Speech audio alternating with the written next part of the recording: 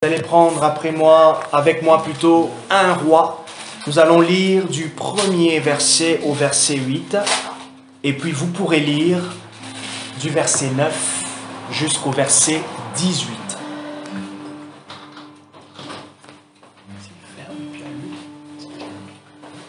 1 Roi, le chapitre 19, du verset 1 au verset 8, mais aussi du verset 9 au verset 18. Le verset clé ou les versets clés de mon message, les versets clés de mon message sont les versets 5 et le verset 8. 1 Roi, chapitre 19, verset 1 au verset 8. Et vous lirez aussi le verset 19, plutôt le verset 9 au verset 18. Je vais m'arrêter au verset 8. Akab rapporta à Jézabel tout ce qu'avait fait Élie et comment il avait tué par l'épée tous les prophètes de Baal. Jézabel envoya un messager à Élie pour lui dire « Que les dieux me fassent ceci et qu'ils ajoutent encore cela si demain, à cette heure, je ne fais de ta vie ce que tu as fait de la vie de chacun d'eux. » La revanche de Jézabel. Élie, voyant cela, se leva et s'en alla pour sauver sa vie. Il arriva à Beersheba, qui appartenait à Juda, et il laissa son jeune serviteur. Il s'est séparé de son serviteur pour faire quoi? Pour prendre la fuite. Verset 4. Quant à lui, il alla dans le désert. À une journée de marche, il s'assit sous un genêt et demanda la mort en disant « C'en est trop. Maintenant, Éternel, prends ma vie, car je ne suis pas meilleur que mes pères. Je ne suis pas meilleur que mes prédécesseurs. Je ne suis pas meilleur que ceux qui sont passés avant moi. »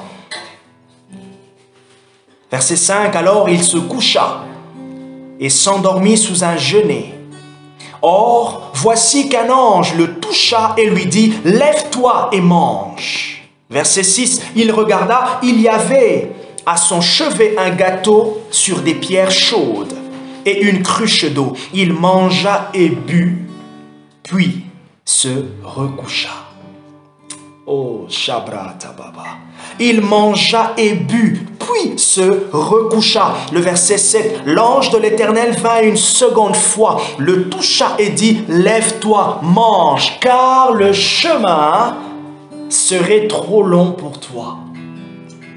Oh, j'aimerais nous dire et dire à quelqu'un aussi ce soir, lève-toi et mange. Lève-toi, bois et mange, car le chemin est encore long.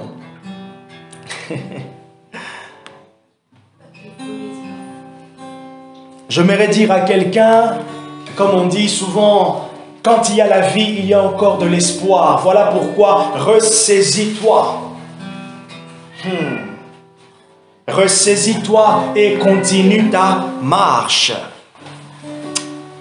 Ramasayatama. Le verset 8. Il se leva, mangea et but, avec la force que lui donna cette nourriture. Oh Jésus, il se leva, mangea et but. Alors, avec la force que lui donna cette nourriture, il marcha 40 jours et 40 nuits jusqu'à la montagne de Dieu à Horeb.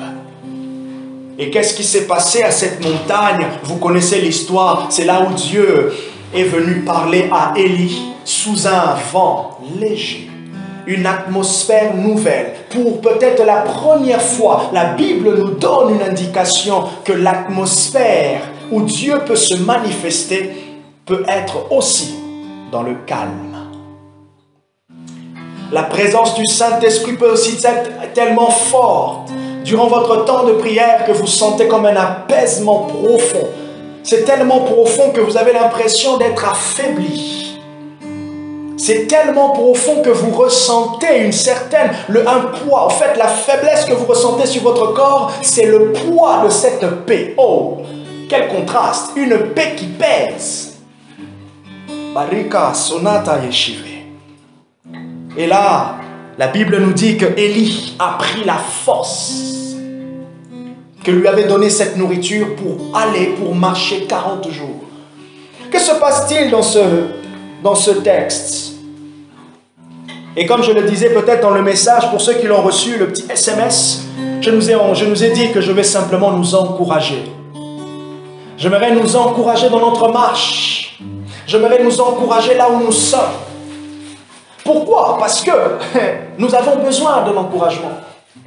Avancer avec Dieu demande continuellement d'être encouragé. Et d'ailleurs, notre attente de Christ requiert toujours d'être fortifié intérieurement afin d'avancer. Et la vie chrétienne est aussi symbolisée, prend comme image, il y a comme une métaphore de la vie chrétienne, la course, mais nous avons aussi la marche. Voilà pourquoi on dit marcher avec Dieu. Et Paul, dans Galates, le chapitre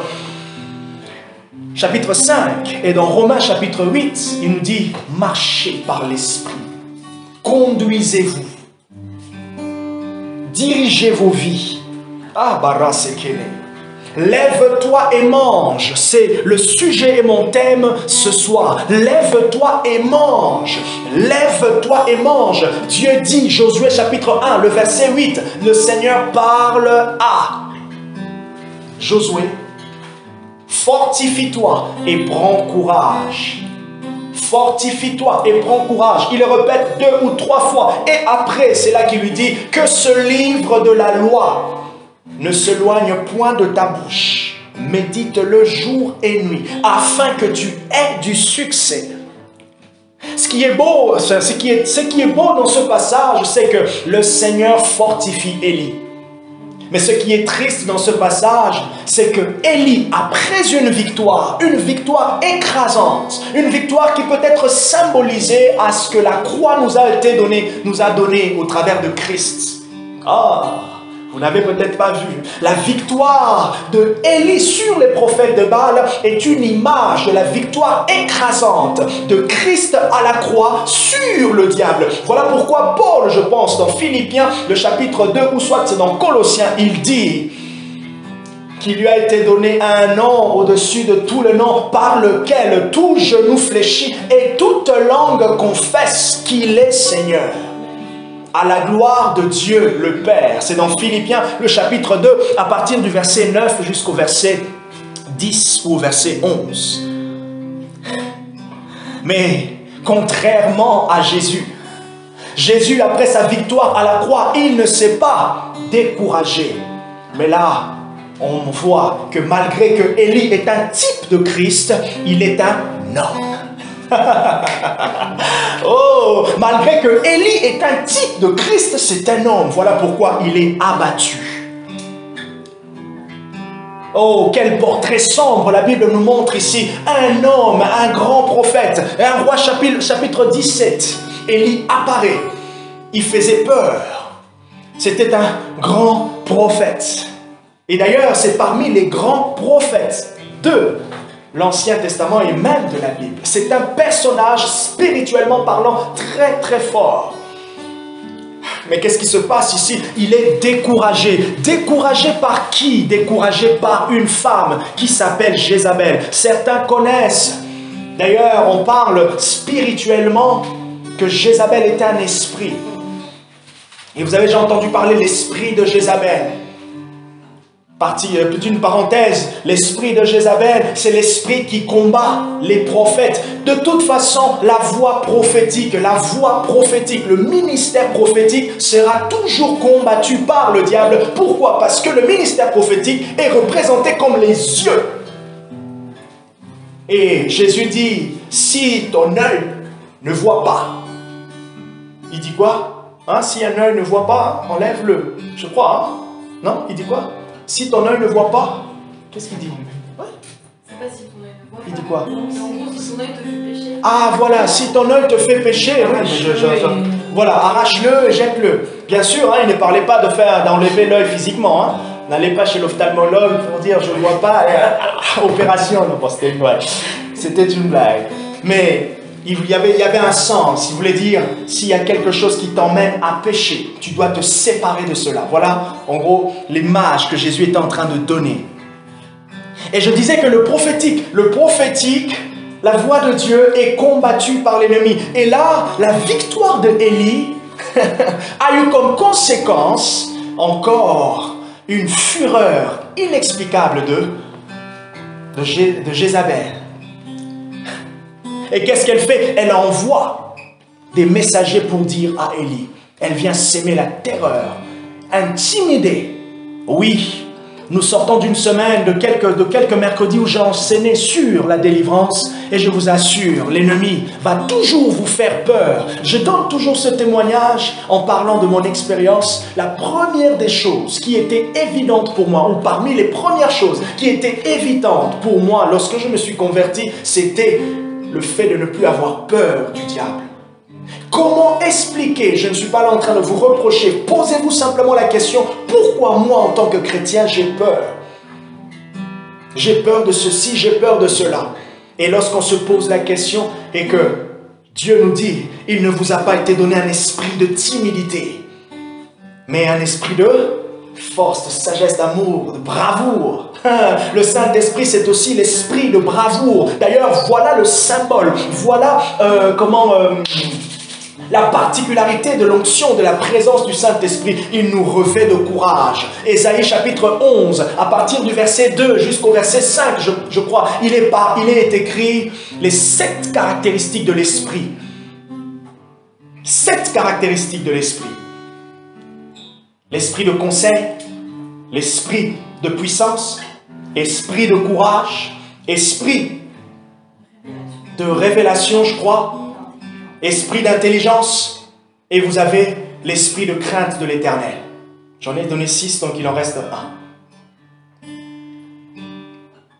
Et quand Jésus dit dans Luc chapitre 4, le verset 18, car l'Esprit de l'Éternel, le Seigneur m'a oint pour, car le Seigneur m'a oint pour, on retrouve dans la démonstration de l'onction les 7 ingrédients que je viens de vous donner. Et le ministère du Saint-Esprit aussi, dans son ensemble, dans son activité de manière normale, manifeste ces ingrédients-là. Le courage, le conseil. Le Seigneur nous conseille. Il est dit dans Psaume que j'aurai le regard sur toi et je te conseillerai. Kabarasaya. Et ce qu'on voit ici, Élie est pris dans un découragement profond. Comment se fait-il? Simplement, comprenez que Élie, c'était aussi un homme. Il a eu peur.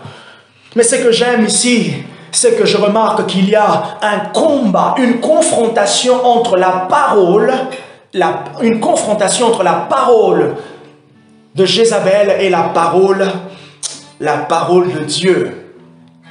Les 18 versets que je vous ai donnés, c'est une image de la puissance de la parole. Pourquoi Élie a eu peur? Parce que Jézabel avait sorti une parole qui a sémé la terreur.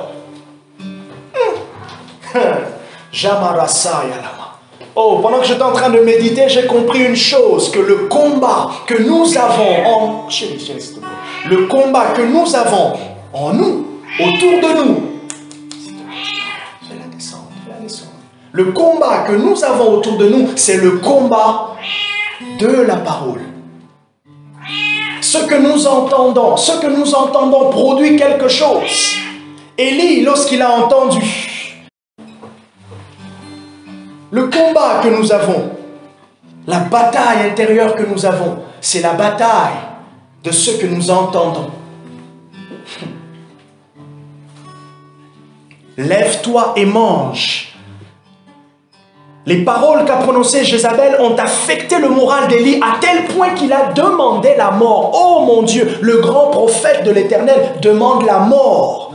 Il vient d'avoir une victoire spirituellement significative et il a demandé la mort. J'aimerais nous dire, de fois l'ennemi nous attend dans des grands tournants après des grandes victoires. Lorsque vous avez remporté la victoire sur votre chair pour pouvoir jeûner, vous avez remporté la victoire sur votre chair sur tel domaine. Oh, il vous attend à la vallée, sur la vallée. Il vous attend au bas de l'échelle. Marasato. Ah, vous vous rappelez un peu ce qui s'est passé lorsque Moïse a passé 40 jours et 40 nuits. Qu'est-ce qu'il a attendu en bas? Il a trouvé le peuple pour qui il était en train d'intercéder et pour qui il venait de recevoir la révélation. Qu'est-ce qu'ils étaient en train de faire? Le peuple était en train d'adorer. une statuette. Que nous dit la parole dans Exode? Il a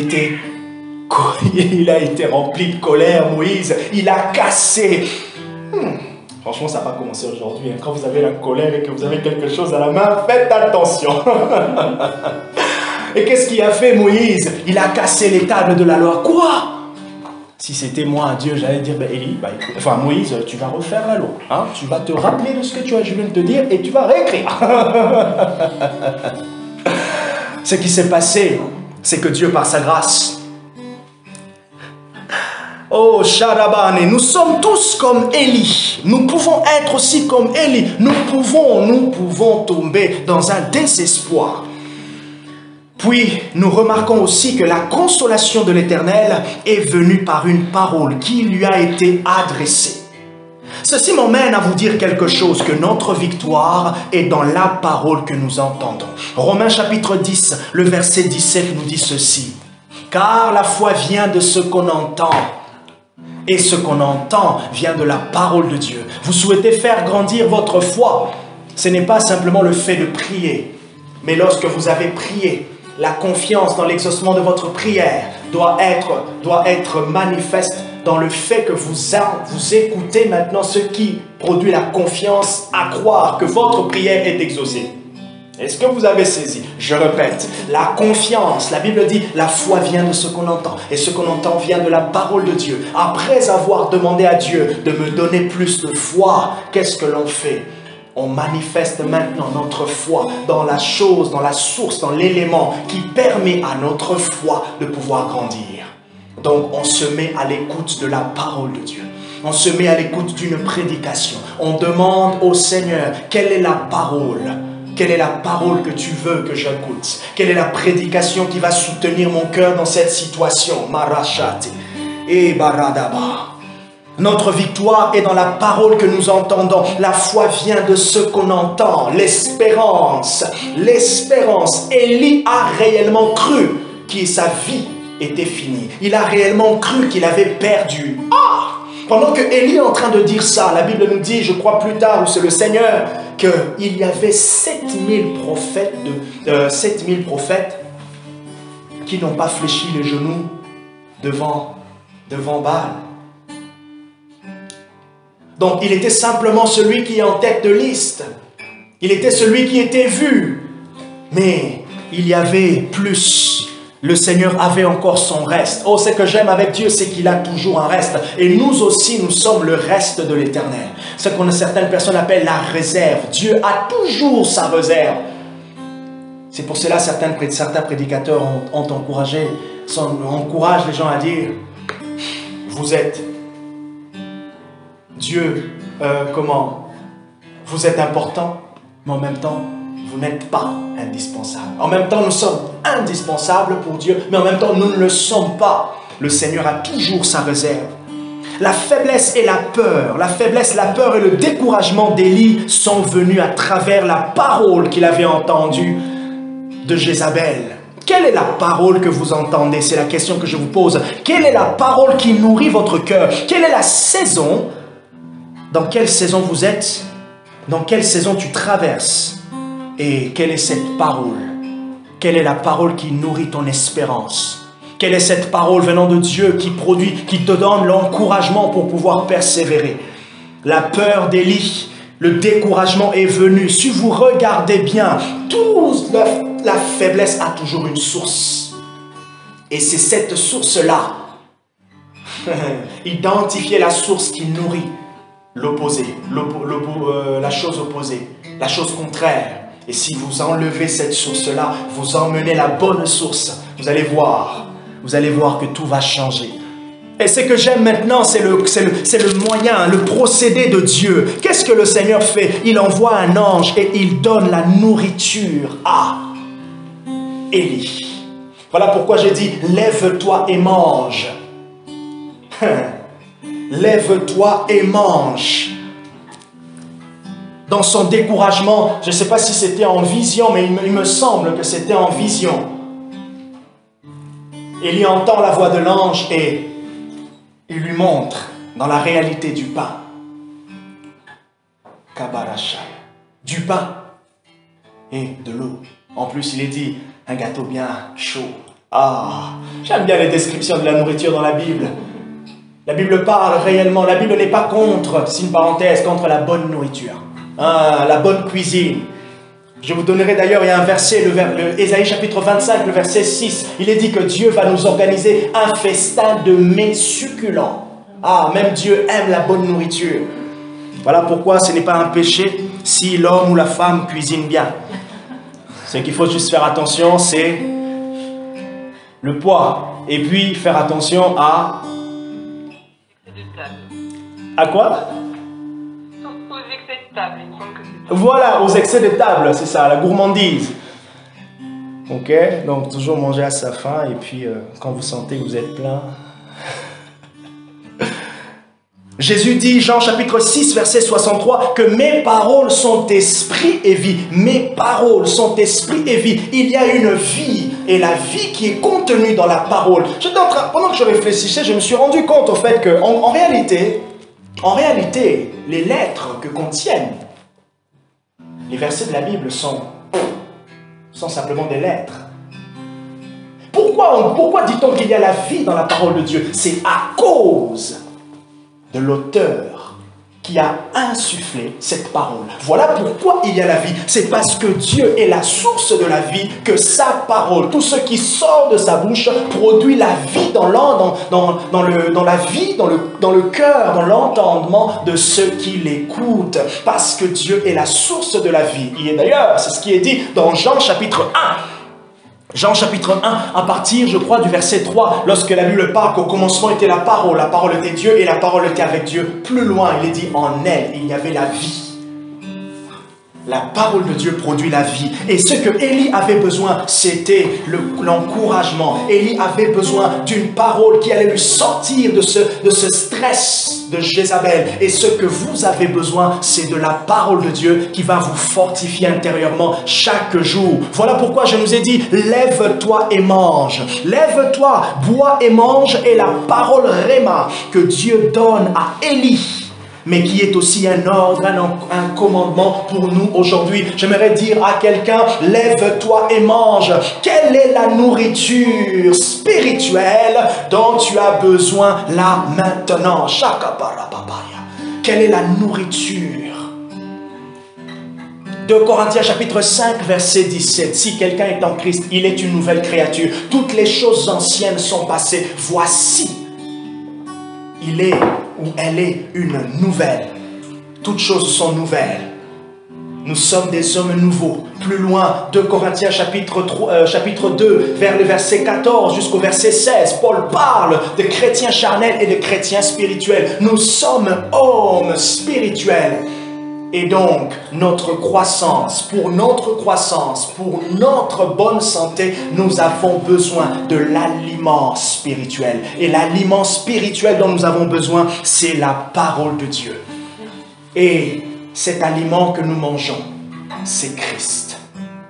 Jésus est le pain que je vous invite à manger. Je ne vous invite pas à prendre de la glace. C'est vrai, vous pouvez prendre de la glace, c'est bien. Il fait chaud, c'est important. Vous pouvez manger de la loco pour ceux qui sont ivoiriens. Je ne sais pas, le repas de Faustine. Pour nous, je peux manger du pondou. Je peux manger, je peux manger de la bonne nourriture française. Hachis parmentier. Je peux manger des bonnes lasagnes. Là, je suis un peu vers l'Italie, là. Si je vais au Brésil, voilà, ça va donner de la force physiquement. Mais il y a cette nourriture qui donne de la force spirituelle. Après avoir demandé à Dieu, fortifie-moi intérieurement. Oui, je me nourris aussi. Parce que, comme je vous ai dit, après avoir prié, je vais à sa table pour me nourrir. Et ce que Élie avait besoin, il avait besoin de la nourriture pour ce temps-là.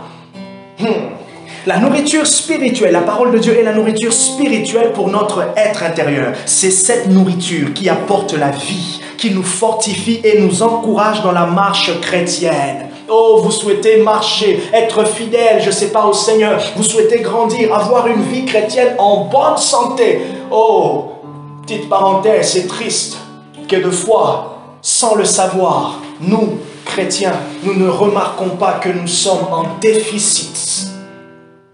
Déficit.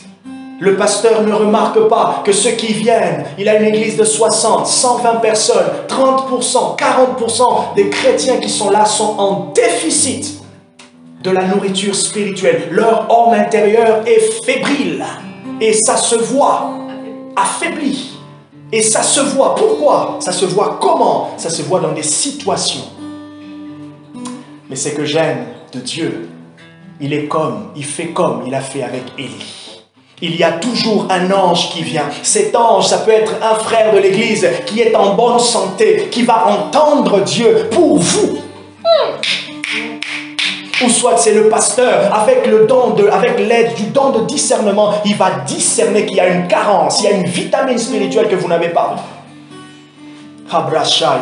Voilà pourquoi je vous ai dit, vous vous rappelez tout à l'heure, que le prophétique est important, parce que Dieu, lorsqu'il parle, les yeux de l'Éternel parcourent la terre, et le Seigneur permet aux bergers, n'est-il pas dit, psaume 25, plutôt psaume 23, l'Éternel est mon bon berger, je ne manquerai de rien, il me conduit près des eaux paisibles. Oh, dans des bons pâturages, le bon berger Jésus, Jean chapitre 10, qui est le chapitre parallèle de Psaume chapitre 23, nous présente le Sauveur comme étant le berger des brebis. Qu'est-ce qu'il fait? Il nous conduit dans le pâturage, dans le lieu de la bonne nourriture. Ah, Shadabaya. Aucun chrétien n'ira loin dans sa marche si il ne se nourrit pas spirituellement. L'apôtre Pierre nous encourage à désirer, comme des enfants nouveau-nés, le lait pur. Ah, il emploie un adjectif non frelaté. Le lait pur, afin de pouvoir croître. Vous êtes dans 1 Pierre chapitre 2, le verset 3. Lève-toi et mange. Quelle est la parole? Quelle est la nourriture? Vous pouvez poser la question, vous ne savez pas quelle est la parole de Dieu pour vous, dites simplement, Seigneur, nourris-moi en ce moment. Déjà, Dieu te dit, ce que tu entends là, devant Jean-Marc, est en train de te nourrir. Et après, le Seigneur t'encourage à prendre ta Bible, à me dire, mais je ne sais pas quoi lire dans ma Bible. J'ai envie de dire, c'est vrai. Vas-y découvrir le livre de Matthieu. Vas-y découvrir l'Ancien ou le Nouveau Testament, ou simplement va demander à quelqu'un, qu'est-ce que je peux lire dans la Bible? Après, quelqu'un va me dire, ben oui, j'ai lu et je n'ai rien compris. Ben écoute, demande à quelqu'un de pouvoir t'expliquer.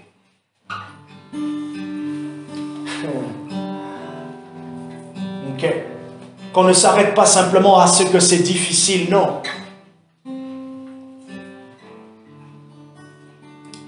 C'est que j'aime lorsque vous avez des enfants sur la table, ils ne peuvent pas manger de la viande.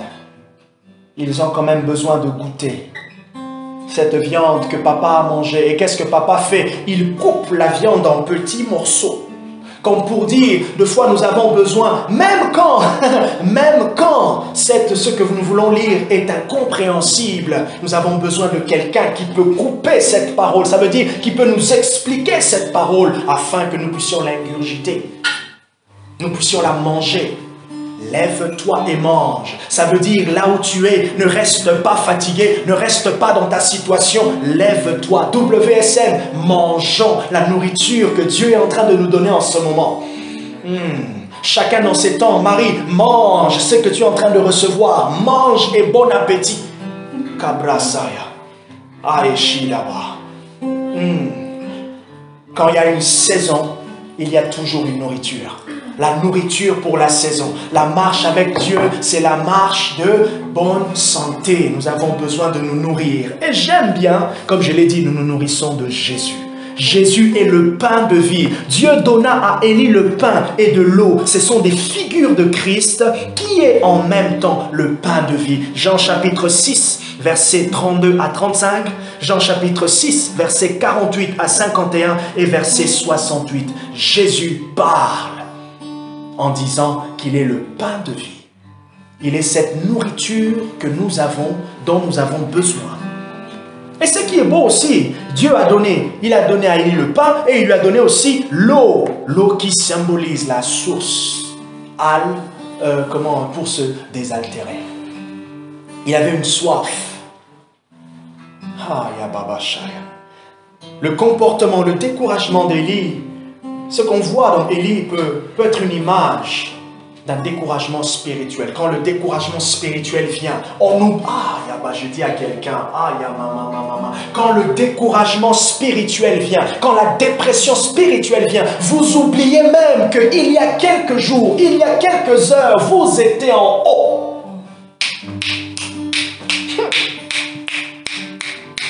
Mais qu'est-ce qu'a fait Jésus? Il a dit, mangez mon corps, buvez mon sang. Parce qu'il y a en moi, qui suis le pain de vie, il y a des nutriments essentiels. Voilà pourquoi Jésus nous invite à sa table. Jésus nous invite à le manger. Ça veut dire à le saisir, lui, à dire oui et amen à tout ce qu'il nous a donné. Jésus est la nourriture spirituelle que Dieu nous a donnée pour notre vie. Il est la nourriture du ciel, symbolisée dans l'Ancien Testament, particulièrement dans Exode, comme étant la manne cachée.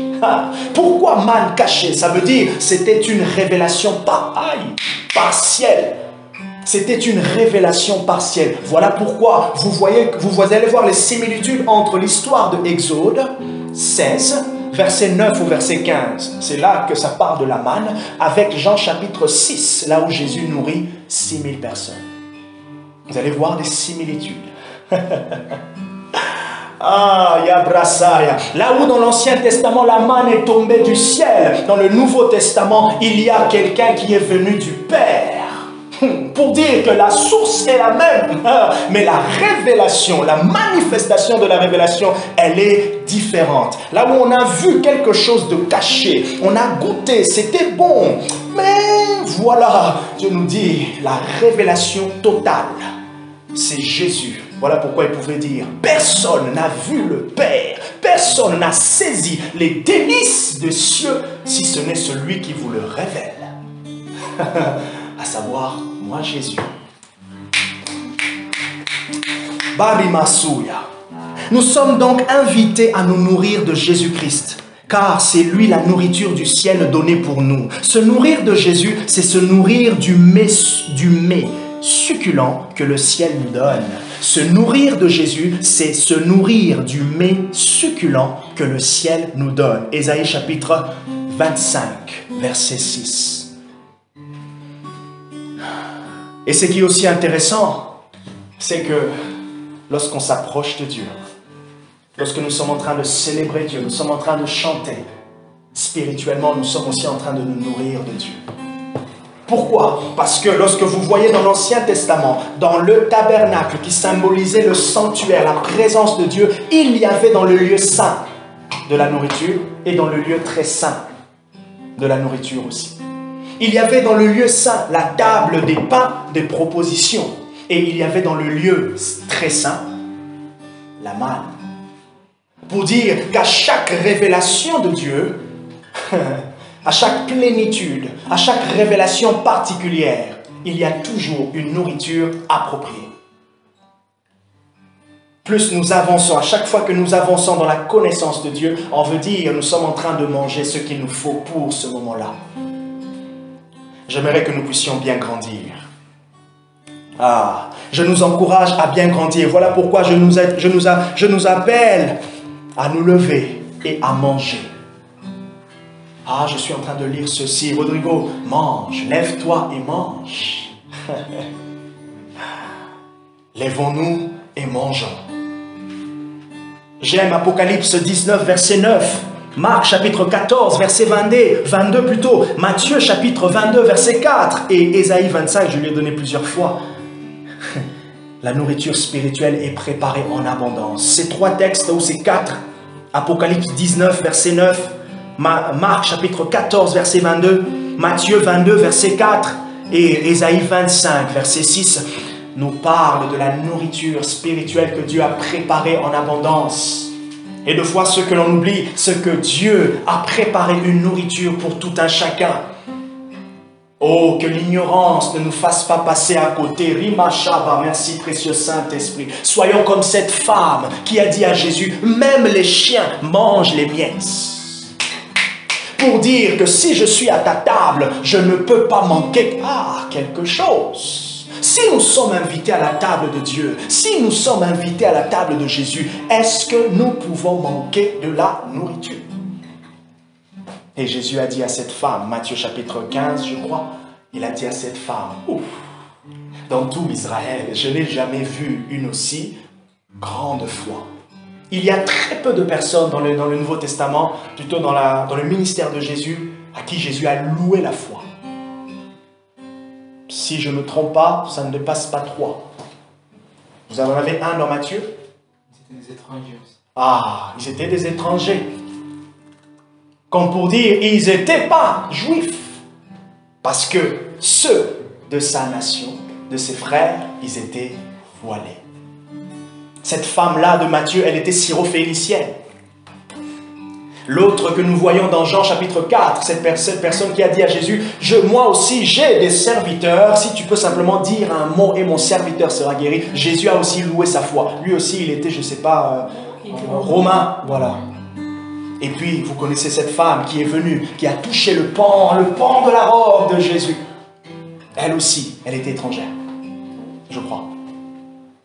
Non? Elle était juive, elle? Ok, bah écoute, alors du coup, il en reste un. En tout cas, 3 ou pas plus 4, pas plus 4. Très peu où Jésus a loué la foi. Il a loué la foi. Lève-toi et mange. Lève-toi et mange, c'est se nourrir de Jésus, c'est se nourrir de ce que Dieu est en train de nous donner en ce moment. Lève-toi et mange, Barbara. Tout ce que tu es en train de lire, lève-toi, mange. Cette parole est pour nous encourager à ne pas nous arrêter. À ne pas nous arrêter. Marie-Josée, lève-toi et mange. Continue à participer, à suivre les messages, à louer le Seigneur. Mangeons, mangeons, mangeons, parce que la bonne santé est toujours visible. La bonne santé, elle est toujours visible. Un chrétien en bonne santé, ça se sait, ça se voit. Quand vous êtes en bonne santé, quand vous avez bien mangé, vous allez aux toilettes normalement. Ça veut dire, vous êtes en train d'expulser normalement, avec la force que vous donne la nourriture, ce que Dieu ne veut pas. Votre sanctification, elle a une forme, elle est agréable, elle grandit. 1 Thessaloniciens chapitre 4, verset 3, je crois, Paul dit ce que Dieu veut, c'est votre progrès dans la sanctification. Pour ceux qui se nourrissent de Christ, il y a un progrès qu'on voit. Il y a une bonne santé, il y a une croissance. Vous voulez grandir spirituellement, ça commence par bien manger. Et bien manger, c'est manger la parole de Dieu. C'est manger Christ. C'est manger Christ, la manne cachée, la nourriture du ciel. En mangeant Christ, Christ se métamorphose, je sais pas, prend la forme de tout ce qui se passe aujourd'hui. Vous voulez par exemple étudier sur le prophétique, vous voulez vivre des miracles, vous voulez faire toutes ces choses-là, vous voulez connaître la grâce, tout ça c'est Christ qui prend sa forme de manière différente. Oh, je suis en train de méditer en ce moment sur la grâce, je suis en train de méditer en ce moment sur la guérison, je médite ceci, je médite cela. C'est Christ que vous êtes en train de manger sous plusieurs formes. Et ce qui va se passer, vous serez en bonne santé. Et ce que j'aime, il y a la révélation dans la nourriture, dans le fait de manger Christ. Il y a la puissance, il y a la transformation, il y a la délivrance. Celui qui se nourrit du pain du ciel, celui qui se nourrit du pain du ciel, celui qui se nourrit du pain du ciel, celui qui a goûté au pain du ciel peut reconnaître lorsque ce n'est pas, peut reconnaître la mauvaise nourriture, peut reconnaître lorsque le diable lui sert quelque chose qui ressemble. lève-toi et mange. Voilà mon encouragement pour vous ce soir. Renelda, lève-toi et mange. Tatiana, quelle est la nourriture que Dieu est en train de te présenter? Reste à la table et mange. Kali, quelle est la nourriture? Amen. Quelle est la nourriture?